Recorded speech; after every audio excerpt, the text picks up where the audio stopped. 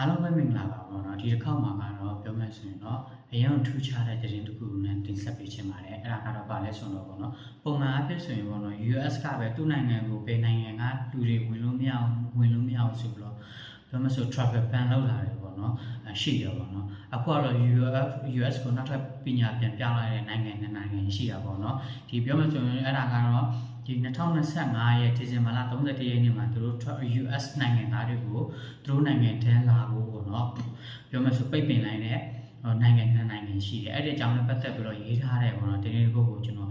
်ဒီရက်မှာတင်ဆက်ပေးချင်ပါတယ်ပေါ့နော်ဆိုတော့အမှဆိုရင်ကြည့်ရမယ်ဆိုရင်တော့သူကအဲ့ဒီနိုင်ငံဘာတွေလဲဆိုတော့သူကမာလီနဲ့ဘာကီနာဖာဆိုတဲ့နိုင်ငံဖြစ်တာပေါ့နော်အမှသူတို့ရဲ့အစိုးရတွေကတဲ့ပေါ့နော်တမရထရန့်အစိုးရကိုသူတို့ရဲ့နိုင်ငံသားတွေဗီဇာပိတ်ပင်လိုက်တာပေါ့နော်သူတို့နိုင်ငံတွေအမေရိကန်နိုင်ငံသားတွေလာလေတာတို့ဘာလို့အကုန်လုံးတားမြစ်တယ်ဆိုပြီးတော့အဲ့ဒီရက်မှာပြောကြားလိုက်တာဖြစ်ပါတယ်ပေါ့နော်ပြောမယ်ဆိုတော့တမန်ထရရဲ့ American ဝင်ခွင့်လုံးဝကန့်သက်ထားတဲ့တိုးရှင်းနိုင်ငံစင်းထဲမှာအနောက်အာဖရိကနိုင်ငံ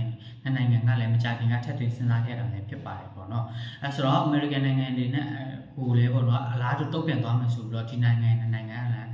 ပြောမယ်ဆိုရင်ပြင်ပြီးတော့ထုတ်ပြန်ခဲ့တာဖြစ်ပါတယ်ပေါ့နော်ဒီကြစဉ်းစားကြည့်လို့ရှိရင်ပေါ့နော်ဟုတ်တယ်ပေါ့နော်သူတို့ကပဲကိုရီကိုပဲ travel ban လုပ်နေတာကိုရီးယားကဘာလို့လုပ်ခွင့်မရှိလဲပေါ့နော်သူတို့နိုင်ငံကတော့သူတို့ကအင်အားကြီးတဲ့နိုင်ငံဖြစ်တယ်ဒါမှန်တယ်ဒါပေမဲ့လည်းပြောချင်တာလူတိုင်းမှာအခွင့်အရေးရှိတယ်ဘယ်နိုင်ငံကို travel တော့လူတိုင်းအခွင့်အရေးရှိတယ်ဒါပေမဲ့လည်းဒါကိုသူတို့ကဒီနိုင်ငံတွေကို travel ban လုပ်တဲ့အခါမှာဆိုရင်တော့ကိုယ်နိုင်ငံကတော့သူတို့နိုင်ငံသားတွေလာတဲ့အခါကျရှင် travel ban လုပ်လို့မရဘူးလားဆိုတော့ရေးထားတဲ့ဆောင်းပါးမျိုးဖြစ်ပါတယ်ပေါ့နော်ဆိုတော့ဒီမှာဆိုသူတို့ကတော့လည်းဒီပြောမယ်ဆိုရင်တော့ပေါ့နော်ဒီ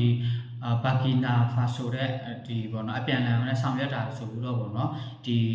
ီဘာကီနာဖာနိုင်ငံခြားရေးဝန်ကြီးကပေါ့နော်ပြောထားတာဖြစ်ပါတယ်ပေါ့နော်ဆိုတော့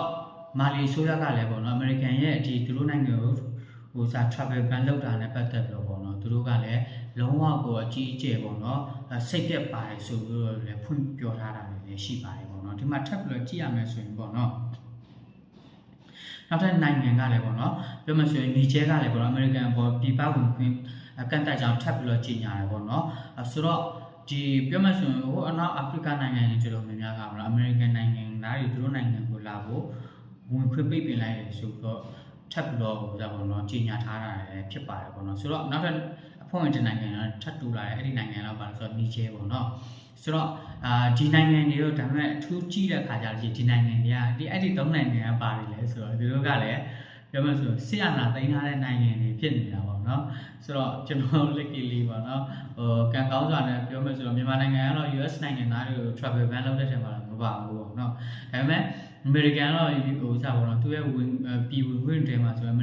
န်မာနိုင်ငံသားတွေကို travel ban လုပ်ထားတာတော့ပါတာပေါ့နော်ဒါဆိုဒါကိုကြည့်ချင်တာပြဆိုတော့ဒီ၃နိုင်ငံကလည်း American နိုင်ငံသားတွေတို့နိုင်ငံကိုဝင်ခွင့်ပိတ်လိုက်တဲ့အထဲမှာဆိုရင်ပေါ့နော်ဒီနိုင်ငံတွေပြန်ပြီးကြည့်တဲ့အခါဒီနိုင်ငံတွေလုံးဝပေါ့စစ်ဆိုရစစ်အုပ်ချုပ်မှုစနစ်ကိုတွားနေတဲ့နိုင်ငံတွေဖြစ်တယ်ပြီးတော့အာဏာသိမ်းထားတဲ့နိုင်ငံတွေဖြစ်နေတာပေါ့နော်ဒါအထူးထူးခြားခြား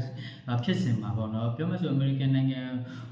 ံဒီမျိုးပေါ့နော်တောင်နဲ့တိတ်ပြီးတော့ ban တဲ့နိုင်ငံတွေတော့မရှိပါဘူးเนาะဒါပေမဲ့ ban တဲ့နိုင်ငံတွေမရှိဘူးလားဆိုတော့လည်းရှိပါတယ်ပေါ့နော်ဒါပေမဲ့ဒီနိုင်ငံတွေကလည်းပြောမှဆိုဒီ2025ခုနှစ်အတွင်းမှာပေါ့နော် American ပြင်ပြီးတော့ ban ထားတဲ့နိုင်ငံတွေဖြစ်ပါတယ်ပေါ့နော်ဆိုတော့ပြီးတော့ထောင်ဆူဒန်ပြီးတော့ဆီးရီးယားနဲ့ပြီးပါလက်စတိုင်းအာဏာပိုင်အဖွဲ့တွေကလည်းပေါ့နော်ဒီထုတ်ပြီးတဲ့နိုင်ငံကူလက်ကအပောင်ဝင်ပေါ့နော်အမေရိကန်နိုင်ငံကိုနိုင်ငံသားတွေကိုဒုနိုင်ငံတွေလာပြီးတော့ဝင်ခွင့်ပိတ်မယ်ဆိုပြီးတော့လည်းထပ်ပြီးတော့ကြီးညာခဲ့တာတွေလည်းအင်ဖြူတော်ကပေါ့နော်ပြောမှဆိုထပ်ပြီးတော့ကြီးညာခဲ့တာတွေလည်းရှိတယ်ပြောမှဆိုဆူဒန်မှာဆိုအရင်ကိုအခုကပြောမှဆိုရင်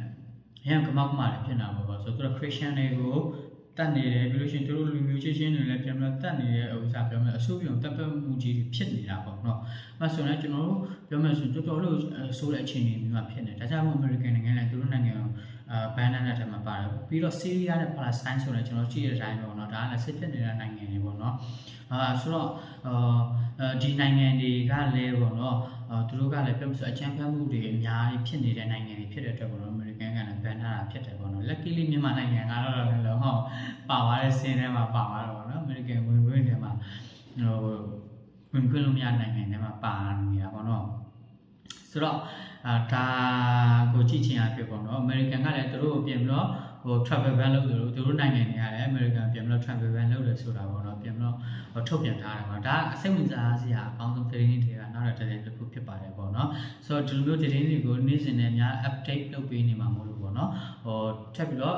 နားထောင်ကြည့်ချင်တယ်ဆိုရင်ကျွန်တော် YouTube လေးကို subscribe လုပ်ထားပေးပါဦးလို့တောင်းဆိုချင်ပါတယ်အားလုံးကျေးဇူးတင်ပါတယ်